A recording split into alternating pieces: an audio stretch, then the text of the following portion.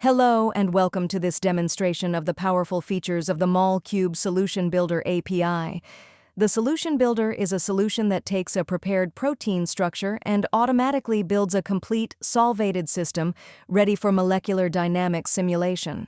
Today, I'll be showing you how to take a result from our PDB Reader and use it to generate a simulation-ready system with a water box and ions. The Jupyter script for the membrane builder is available on GitHub. Please find the link in the description. Let's get started.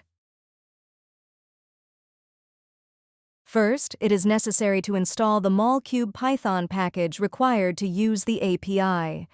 The pip install command is used to install the latest version. After the package is installed, the next step is to connect to the API server and authenticate with user credentials.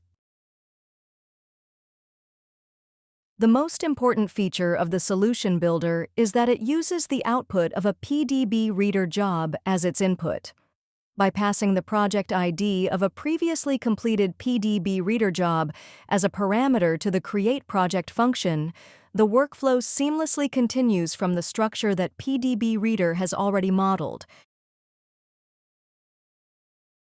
Once the project is created, we call the generate system function to build the simulation system.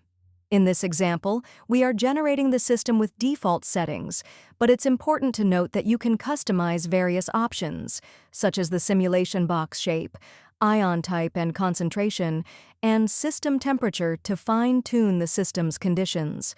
When the job is complete, we call the download result function to retrieve all the necessary files for the simulation, including the topology and coordinate files. With this, all preparations to run a simulation are complete. All jobs executed via the API can also be monitored on the MolCube web dashboard.